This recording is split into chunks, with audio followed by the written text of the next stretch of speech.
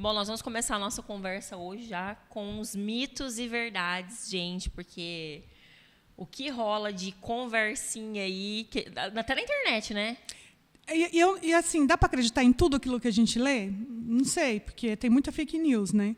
Quais, assim, os mitos mais comuns que você, assim, já ouviu de clientes em relação à previdência, aposentadoria? Assim, os mais comuns. Que o rural diminui o valor da aposentadoria. Então, muitos, não quero usar rural, eu quero usar sem rural, porque vai diminuir o valor da minha aposentadoria. E, na verdade, o rural melhora o valor da aposentadoria, porque ele aumenta o tempo, ele não entra no cálculo do benefício, que é um período até 91, e só entra no cálculo a partir de 94, da renda. E quanto maior o tempo de contribuição, melhor a renda. Então, o rural aumenta o valor da aposentadoria ao invés de diminuir. Vocês já devem ter recebido e-mails. Antigamente, a gente recebia e-mails, né, em relação a isso. Ou no WhatsApp, que o auxílio reclusão... Eu não costumo trabalhar com auxílio reclusão, mas é que é famoso aquele que quantos filhos você tiver, mais auxílios, esse preso vai receber. Então, só nessa história aí tem vários mitos. Primeiro que não é para o preso, é para os dependentes desse preso. A pessoa que está lá, então, na penitenciária não recebe um centavo. Não recebe, tem que estar em regime fechado. Né, eu já ouvi falar até em relação até a esse mito, essas coisas, na internet, não vai, então compensa ser preso, pelo amor de Deus, ganha mais do que quem trabalha fora, sabe? Falando alguma coisa assim. Não, é porque, por exemplo, vamos pensar o caso de um recém-nascido, filho desse preso. Esse pai que foi preso, vamos supor, vamos colocar um homem no caso, ele deixou de trabalhar, ou talvez não trabalhasse, né? Mas assim, não sustenta mais esse filho. Então, se ele pagava a previdência, provavelmente ele trabalhava, a não ser que pagasse como facultativo, deixa para esse filho que não tem nada a ver com o fato do pai ter cometido um crime. Então, tem que estar em regime fechado. As crianças não têm que pagar pelos pais, né? Então, a gente já sabe que a pena não passa da pessoa do apenado. Então, isso não passa para a família. E outra coisa que tem que ser baixa renda. Mas então tem um detalhe, o preso tem que ter contribuído, se não contribuir não tem direito. Não, tem que ter contribuído. Eu achava que todos os presos tinham direito.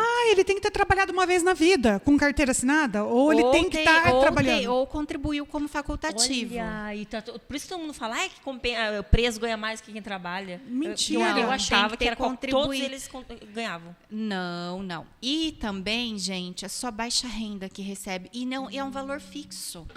Não tem essa de receber, depende da quantidade de filhos. Não, vai ter que ser dividido entre todos os filhos. O mesmo valor. Se tiver 5, é o mesmo valor para quem tem 1. Exatamente. Meu Deus. Uma pergunta. Por exemplo, uma pessoa como a Suzane von Richthofen, que não tinha filho quando ela estava presa. Estou falando de uma presa famosa para dar um exemplo. Ela não tinha auxílio reclusão, então, porque ela era de família abonada e também... Ela não tinha dependentes. Não tinha dependentes. E também não seria baixa renda. Então, também não... E não trabalhava na época, né? Só se ela pagava, realmente. Só se ela tinha uma mãe como a minha, que pagava a previdência a partir dos 14 anos de idade. Sim. Mas, por exemplo, se a família dela não recolhesse nada, e se recolhesse, ela estava presa, mas ela não tinha dependente, ia pagar para quem? Daí para ninguém. Porque Daí ela não tem dependente. Tem que ter dependente. Por exemplo, o Nardoni lá, o filho, eles não a família não tinha poder aquisitivo, advogado tem que ser e tal. Baixa renda. Então também não recebe. Não recebia nem para o pai dele bancar os filhos dele. Não. Sim. Então não receberia, né? Não receberia. Tá. Então esse é mais um mito do direito previdenciário. Vamos pensar em outros mitos, que aposentadoria, contratar advogado previdenciário, se aposentar é algo muito caro. Então, alguns colegas cobram consulta, mas é bem comum que no direito previdenciário a gente cobre só pelo resultado, só quando a pessoa está aposentada. Então, eu tenho vários clientes que têm uma situação de extrema pobreza e consegue se atender, e vamos atender da mesma maneira, não fazemos diferença com ninguém, com todo respeito. e às vezes está morando na rua, consegue contratar um advogado previdenciário. Esse é um mito que acha que é algo muito custoso. Entendi. Eu lembro que a primeira vez que você veio aqui, veio pergunta nas perguntas, quanto custa uma consulta? Daí eu perguntei para você, quanto custa? Você falou, não paga nada para consultar. Como assim não paga nada para consultar? Não, é nada. Não paga nada. A pessoa vai lá, mostra lá a carteira de trabalho, daí você passa o cálculo de quando que ela consegue se aposentar e ainda dá umas dicas, passa, né? Como que ela vai fazer isso? E só quando ela vai se aposentar é que ela vai pagar pelo resultado, é isso? Exatamente. Outra coisa, algumas pessoas ainda pensam que você completou a idade para aposentadoria, né? Vamos pensar na aposentadoria por idade, bastou, você já pode se aposentar. Não, a gente tem que ter os 15 anos de contribuição, a não ser que seja um benefício de prestação continuada para uma pessoa baixa renda. A pessoa tem que contribuir com a Previdência Social. Então, a dona de casa, por exemplo, ela pode contribuir como facultativo. Depois de 15 anos, se for por idade, ela pode se aposentar, uma mulher com 62 anos de idade. Então, não basta completar a idade, tem que estar pagando Previdência Social também. E a pessoa, por exemplo, que faz uma coxinha para vender, daí vocês, explica para ela para recolher por MEI ou por alguma coisa assim?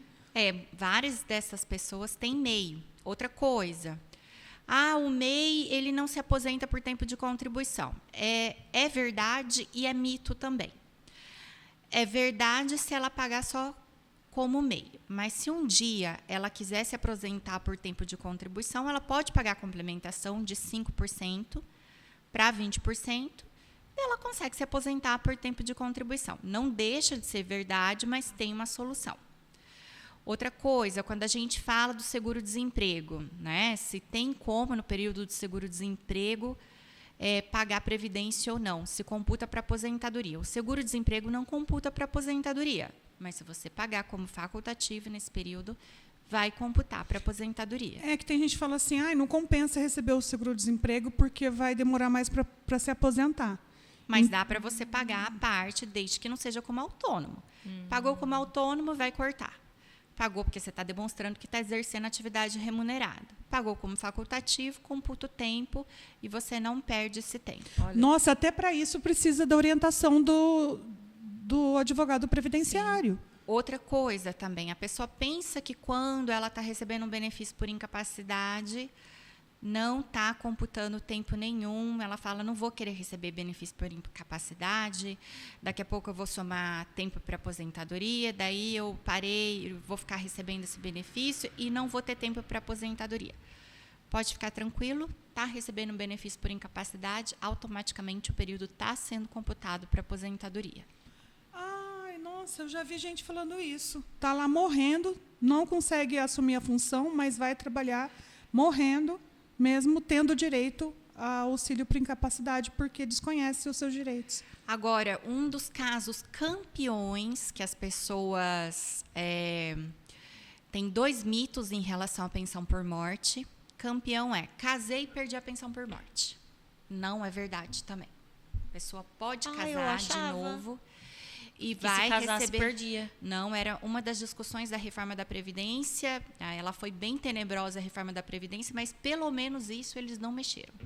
Então, a pessoa pode casar de novo, não vai perder a pensão por morte. O que acontece é que se o segundo marido falecer, eu já tive alguns casos, daí ela tem que escolher aquela que ela acha mais vantajosa financeiramente. Ela vai poder receber 2 pensões por mortes de 2 maridos. Nossa, porém, ela pode receber de um marido, estou dando um exemplo de mulher, porque a maioria dos casos, mulher e um filho. Porque existem mães que são dependentes do filho. Provando essa dependência, ela pode receber essa pensão por morte do filho. Se ela provar a dependência do filho e depois do marido, ela pode receber tanto a pensão por morte do filho quanto do marido.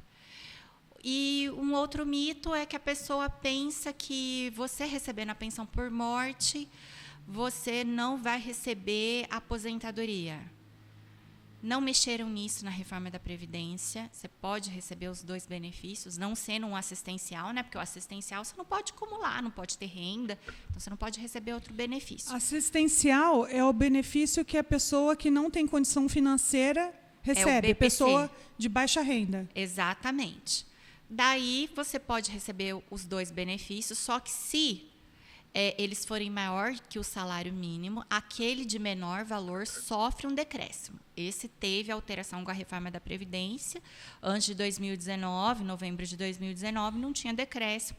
Depois disso, teve decréscimo, mas como a gente está pensando que 70% dos casos, né, isso já é comprovado estatisticamente, as pessoas recebem um salário mínimo, se for 2 benefícios de um salário mínimo, não vai ter alteração nenhuma. Deixa eu tirar uma dúvida. Se a pensão por morte for do pai e não do marido? Daí do pai, a não ser que tenha uma deficiência grave. Né? Porque senão, muitas vezes, não passa para filho. Existem algumas situações do estatutário, né? Que a gente fala de filhas de militares. Isso que eu ia falar, das filhas de militares. Mas vamos pensar em regime geral de previdência social.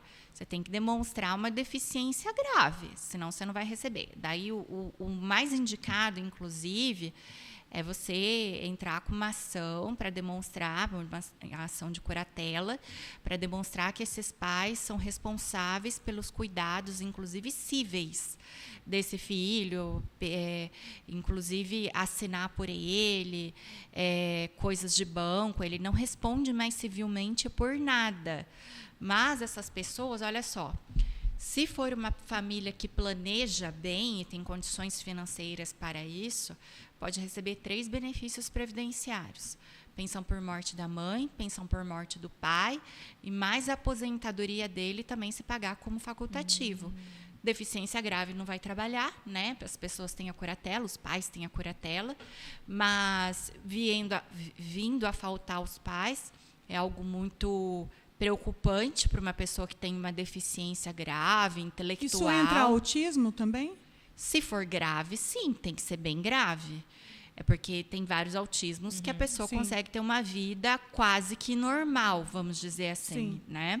Mas se for uma deficiência bem grave, essa aposentadoria, por exemplo, dos pais, ou não, a contribuição dos pais, pode se transformar em pensão por morte para esse filho, tanto do pai quanto da mãe.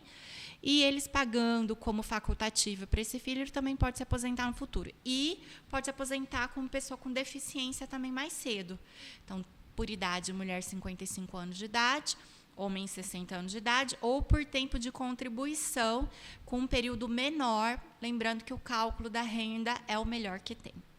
Você falou da reforma da Previdência, ela trouxe mais oportunidades ou mais desafios, né? Muito mais desafios. Muito mais. Muito mais desafios.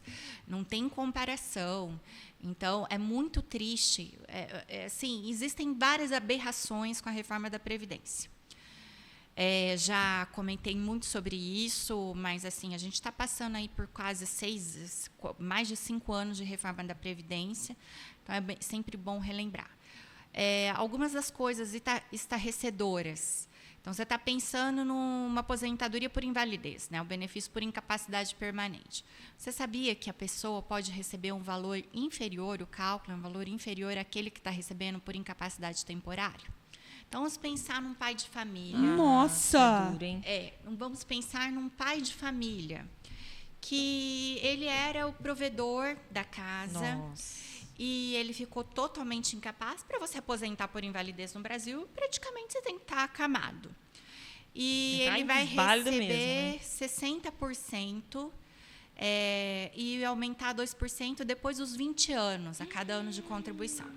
Sendo que nem descarta mais os 20% dos menores salários, igual era antes da reforma da Previdência. Então, vamos pensar que ele vai receber aí 50%, ele tem menos de 20 anos de contribuição, ele vai receber 50% do valor do benefício, tá?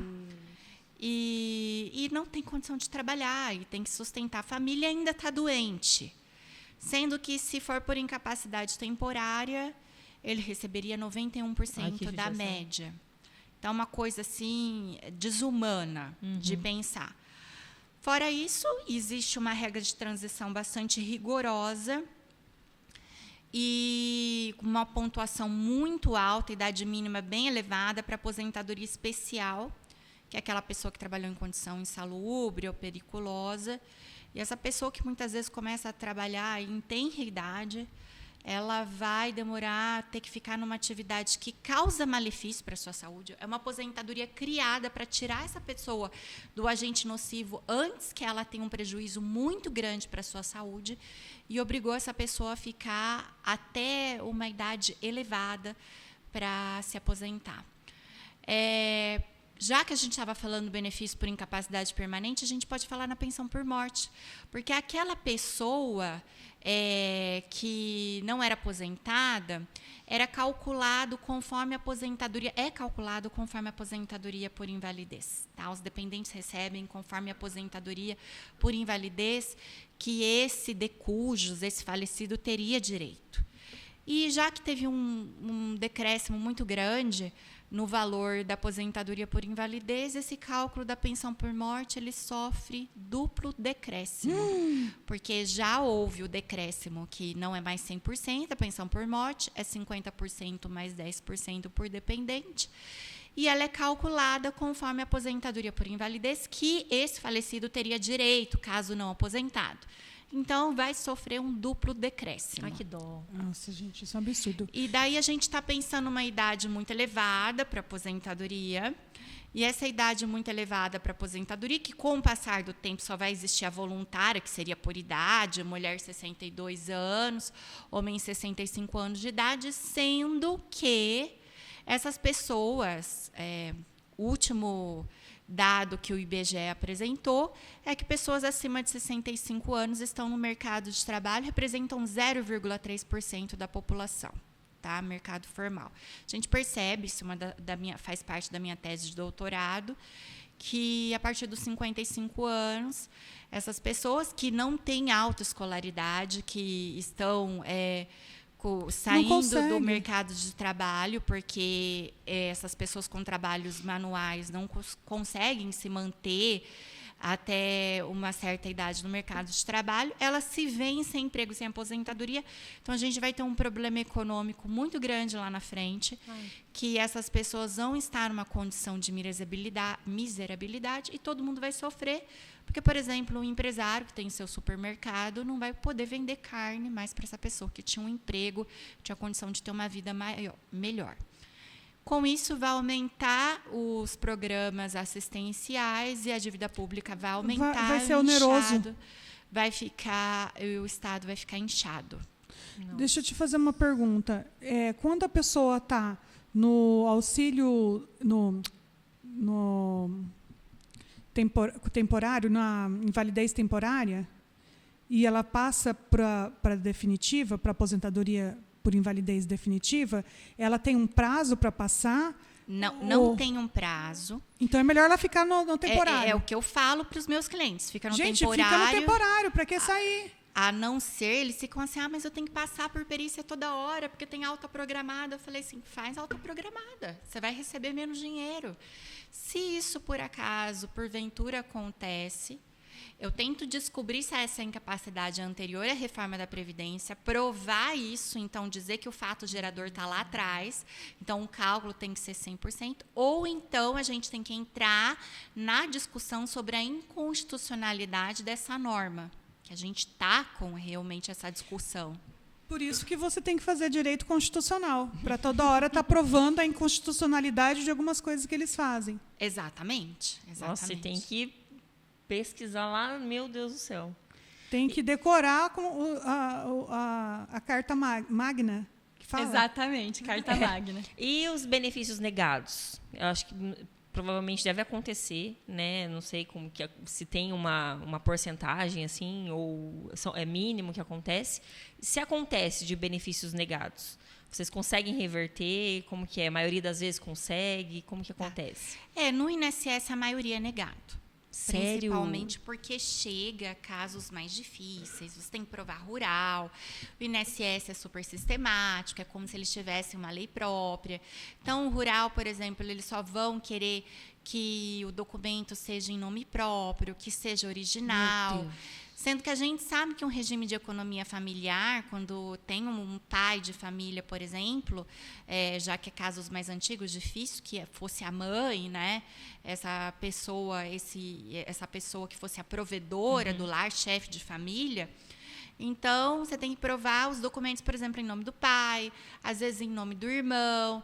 A informalidade da situação, a justiça, ela aceita isso. Mas o INSS não aceita isso. O INSS não vai fazer perícia numa empresa que se negou a entregar um documento, ou uma empresa que faliu e você precisa fazer perícia numa empresa análoga.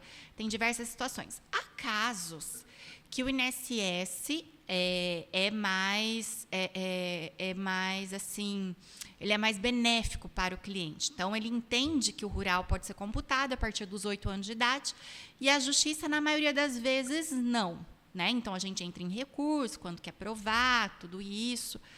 Mas, se foi para a gente na justiça, a boa notícia é que mais de 90% dos casos a gente ganha. Ai, Então, bom. por isso que é o benefício, é muito mais importante a pessoa ir procurar ajuda de um profissional do que sozinha no INSS. Sozinha, ela não sabe, depois junta tudo errado. Ela, às vezes, junta coisas que podem atrapalhar o processo.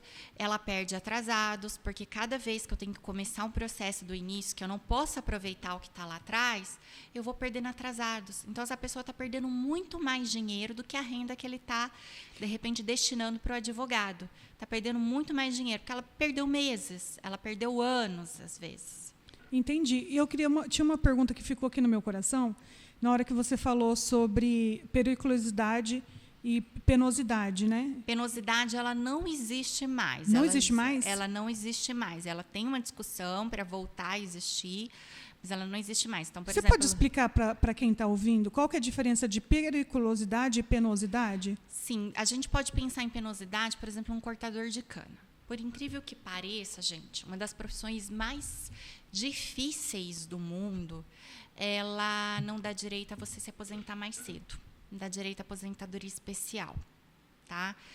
É um Triste. serviço muito difícil que Penoso, consome a vida da pessoa. Mas o periculoso é aquilo que vai comprometer a sua integridade física. Então, um eletricista, por exemplo, se ele está exposto à alta tensão, a gente tem que demonstrar alta tensão. Então, periculoso é aquilo que pode te matar. Exatamente. Essa é a sacada. Ele tomou um choque muito alto, de uma voltagem muito alta, o que vai acontecer? Ele vai morrer. Então, um segurança, por exemplo, ele trabalha armado, um vigilante, ele trabalha armado. Se ele tomar um tiro, ele pode falecer. Só que o vigilante, às vezes, trabalha no ar-condicionado e o cara lá cortando cana. É duro. Exatamente. É ingrato, né? Mundo ingrato. E daí, o que eu pensei? Você falou de periculosidade, tem mais alguma coisa fora? Insalubridade. Que é a maioria dos casos. Então, aquilo que faz mal para a sua saúde. Campeão dos casos, ruído. Então, você está lá numa fábrica, já fui em algumas perícias, você está numa fábrica, a pessoa não consegue conversar com você. Ah, mas ela usa aparelho auricular. Mas o uso do aparelho auricular ainda deixa aquele ouvido com zumbido, ela tem que lidar com o alto ruído da máquina dela, ela tem que lidar com o ruído da máquina do vizinho, da fábrica inteira. E ela, com o passar da jornada de trabalho dela, com o passar dos anos, isso vai deixando a pessoa com problema de audição. Vários clientes meus chegam lá com problema de audição. Mas na reforma da Previdência, a ideia é deixar essa pessoa até uma alta idade, né, idade elevada, com esse problema que pode ser irreversível depois. Médicos também, pessoas que trabalham com riscos biológicos, ou aquele que trabalha com chumbo, exposto a chumbo. Frio. O quente e frio, sim, mas, por exemplo, o frio em frigorífico tem que ser assim, que a pessoa está abate o animal, numa situação de o tempo inteiro no frio, ela pode sim ter direito a se aposentar mais cedo, frigorífico. E também, pessoa que trabalha dentro de uma câmara fria, 100%. Dentro de uma câmara fria, não está na câmara fria, não tem nada a ver. Não tem nada a ver. Aí está na função do escritório. Está na fábrica na função do escritório, não vai ter direito. Está na fábrica lá cortando carne, gente, não está lá dentro, então Exatamente. Tá? Então, vamos pensar na fábrica, eu trabalho com baterias. Um operário que trabalha com baterias, e nessa fábrica ele está exposto a ruído e também ao agente químico chumbo. Não vai somar duas insalubridades. Sim. Tá? Mas eu fiquei aqui com a cabeça, assim, né, pensando. Porque, às vezes, a pessoa não... Eu já ouvi pessoas falando assim, a minha empresa contribuía com... como é que fala? Com periculosidade, não, insalubridade, só que na hora de aposentar, o INSS não aceitou. É porque também tem uma coisa, Angélica. Uma coisa é você ter, de forma trabalhista, isso garantindo. O fato de você receber adicional de insalubridade, periculosidade, não garante que no previdenciário isso vai ser computado. Claro que o INSS nega muito esses casos, mas também eu falo via justiça. Nem sempre o que a gente ganha também na justiça, o reconhecimento dessa atividade especial, no trabalhista é reconhecido. Então, não é um indício, mas uma coisa não pressupõe a outra. Entendi. Tipo, consegue, de forma trabalhista, receber, mas na hora de aposentar não consegue converter aquilo nos 5 anos que ele teria direito a menos. Isso mesmo. Nossa, que puxado, né? O trabalhador... Tá difícil para o trabalhador, gente. Tá difícil. E nesse caso, por exemplo, o que a pessoa que está numa situação de periculosidade, de penosidade, de mesmo penosidade que foi extinto, ou de análogo à escravidão, o que ela poderia juntar de prova para se proteger, para tentar alguma coisa? Apesar que a pessoa que está numa situação de escravidão, de análogo à escravidão, eu acho que ela não tem nem documento na mão dela, né? Ela tem que juntar a testemunha. É o que você falou, é tudo muito difícil. Como é que ela vai ter alguma prova? Quem que vai querer testemunhar? E ela teria que, por exemplo, vamos supor que ela comprou eletrodomésticos em algum lugar, e disse onde ela trabalhava. Pessoas que ouviram ela falar. Que escreveu no cadastro da loja, por exemplo, comprou em crediário, né? Onde ela trabalhava, qual era a função dela, seria um indício de prova, uma matrícula escolar de um filho, ou um casamento. Mas, se a gente está falando de uma situação análoga à escravidão, eu não sei se a pessoa teria permissão de fazer todas essas atividades. Não teve muito tempo. A gente soube de acho que não sei se foi em vinícola, alguma coisa que estava lá no sul do país e que as pessoas estavam trabalhando. Agora, isso se tornou uma ação trabalhista também, com implicações criminais e tudo mais. Daí, isso aí já é um indício de prova. Indício de prova. Né? Mas eu falo assim, graças a Deus, teve um final feliz, né? Vamos falar assim. Mas tem pessoas que talvez estejam numa situação parecida, tipo, deixa... É que a realidade que acontece no interior do país, em muitos lugares, que talvez o seu Instagram vai alcançar, mas a justiça não chega. Deve ser muito triste, né? Como que uma pessoa que não é de Londrina, que não é de Maringá, que não é de Curitiba, que não é desses lugares, todos vão chegar até vocês?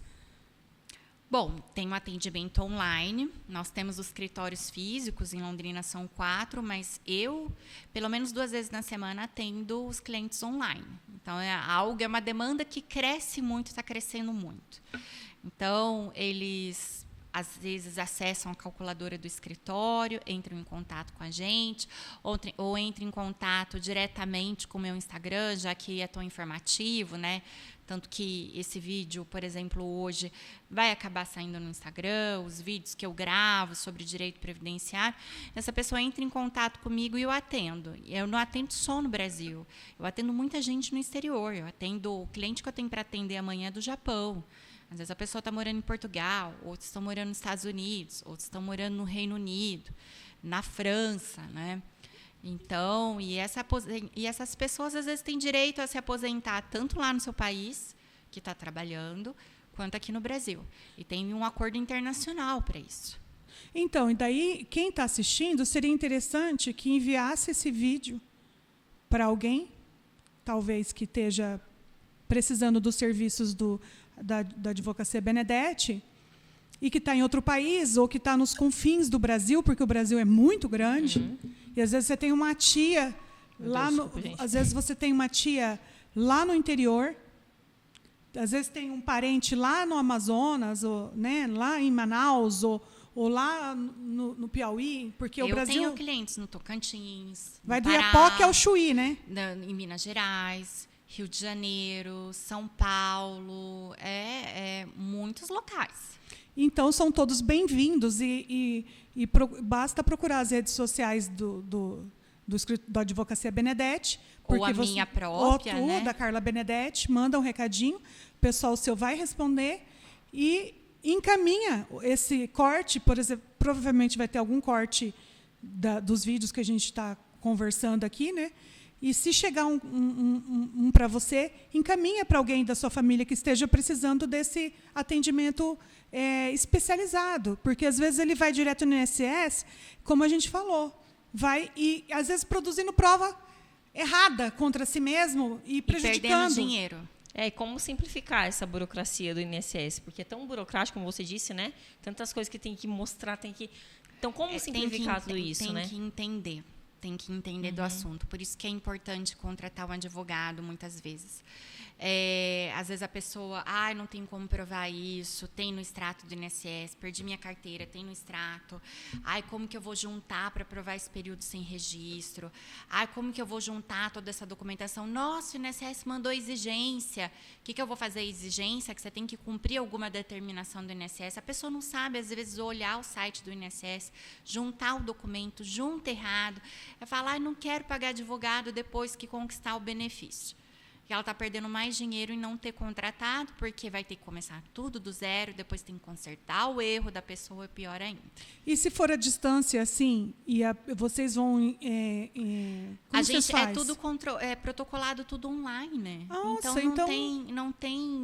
não preciso mais que o cliente esteja presencialmente. E o advogado também não precisa estar lá no Piauí presencial. Eu trabalho com aquilo que eu faço muito, inclusive. Eu sou uma cliente que faz muita coisa online, que consome muitos cursos online, que faz terapia online. Que compra uma bolsa online. Ou que compra uma bolsa online. Aliás, a maior parte das minhas compras é online. Raramente eu vou numa loja fazer alguma coisa. E, assim, acho que veio para simplificar. Muitos clientes de Londrina, às vezes, eles falam, não, mas você pode me atender online? Então, não tem por que aquela pessoa de longe ficar preocupado. Como que eu faço? A gente consegue fazer o serviço inteiro, mesmo à distância. Olha que legal. Eu achei interessantíssimo. A tecnologia veio aí para... Enviando já para minhas irmãs em 3, 2, 1...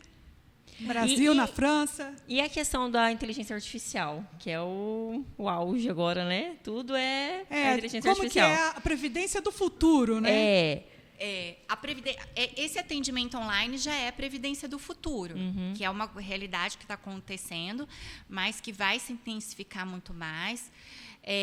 A previdência do futuro é cada vez utilizar mais as questões, né, à distância, realmente, o atendimento online, os processos online e os robôs que estão existindo, que o INSS utiliza, que tem a parte boa e tem a parte ruim, isso porque às vezes precisa de uma análise mais criteriosa, nem sempre mas avaliar também as particularidades, então precisa desse servidor do INSS. O futuro da advocacia é essa advocacia online. E essa advocacia que você pode atender muito mais gente e que faz a pessoa perder menos tempo também. Mas é uma dificuldade para as pessoas idosas. Porque, assim, eu vejo, assim, até pelos meus pais, a dificuldade até para... Mas você sabia que simples, muitas vezes, você acredita que muitas vezes no online eu atendo os filhos desses idosos? Sim. Quem vem para consulta não são os pais, são os filhos, muitas vezes. Porque eles têm dificuldade, né? Eles os têm idosos, um pouco de dificuldade, mas ele está melhorando, viu? Eu percebo que é uma diferença muito grande você pensar de 5 anos para cá. Nossa, eu vejo minha mãe, gente, fazendo Pix, fazendo tudo sozinha. Eu falei, gente, quem diria? Pede Uber, a minha mãe é terrível. Olha... Na pandemia, eu descobri que minha mãe pedia Uber, ia parar nos shopping. Aí, tá vendo? Eles conseguem. Deixa eu te fazer uma pergunta. Queria que você explique. Não é nem uma pergunta. Eu só queria dar os parabéns pela sua calculadora online, porque ela inventou, gente, uma calculadora que faz o cálculo de quanto que falta, né, para aposentar, com todas as regras com de todas transição, as regras, tudo. de acordo com a lei pós-reforma da Previdência, e se a pessoa fechou antes da reforma da Previdência, também sai o cálculo. Ela é uma coisa assim única no Brasil, inovadora, né, essa calculadora. Como que funciona? Ou tem?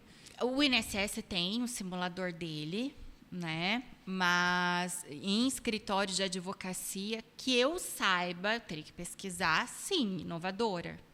Mas não sou ingênua de achar que eu serei a única por muito tempo. É verdade. Mas fez um trabalho muito legal. Eu achei, nossa, de parabéns, porque o futuro é isso, né? Se atualizar, se reinventar e estar com um escritório pronto para atender as novas gerações aí, millennium, que uma hora vão se aposentar. Muita gente jovem acessa a calculadora, mas você fala assim, mas jovem, mas para quê? Essa pessoa consegue depois pensar, se planejar, se vai se aposentar por idade, por tempo de contribuição. Muitas vezes ela quer fazer um planejamento previdenciário comigo, descobre se compensa aumentar, diminuir as contribuições. Então, é interessante. Você vai investir tanto, durante tanto tempo, e você vai ter o retorno financeiro depois de tanto tempo. Pagando sobre essa renda, você vai ter o retorno financeiro depois de quanto tempo. E ver se vale a pena. Às vezes ela está pagando lá sobre 2, 3 salários mínimos, ela descobre, nossa, se eu pagar sobre um salário mínimo, eu vou receber o mesmo tanto e eu vou economizar tanto de dinheiro, meu retorno financeiro, que a gente fala que é o ROI, ele é muito melhor. Nossa, é melhor, então, bem antes planejar Muito tudo isso. antes. Bem antes. Quanto Amigas mais minhas, fazer a sua melhor. pesquisa.